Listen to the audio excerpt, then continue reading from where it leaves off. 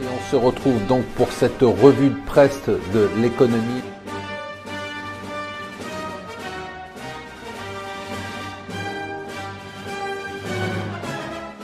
Bonjour et bienvenue sur Mon Financier pour la revue de presse de l'Écho. Nous sommes le vendredi 20 octobre et cette nuit a été adoptée la flat tax, le prélèvement forfaitaire unique de 30%.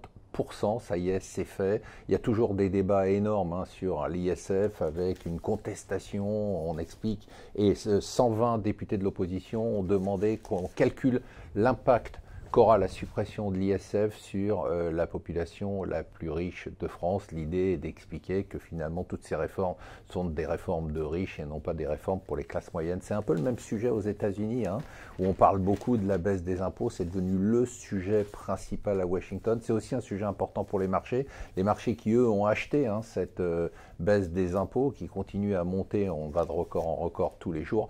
Parce que, entre autres, on anticipe une baisse des impôts massifs qui semble acquise. Il y aura baisse des impôts, on ne connaît pas l'ampleur, on ne connaît pas son financement et on ne sait pas tout à fait l'impact qu'elle aura, notamment sur les classes moyennes. Beaucoup disent qu'elles favoriseront bien évidemment les bénéfices des entreprises, mais pas les revenus des classes moyennes. À voir, à suivre.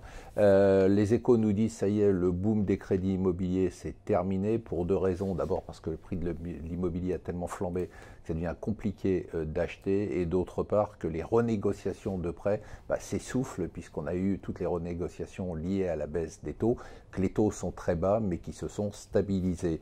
Ça y est, c'est passé. Hier, c'était, comme nous dit le Figaro, c'était l'ultimatum. Jeudi, donc à 10h, la Catalogne devait renoncer à sa demande d'indépendance. Elle ne l'a pas fait.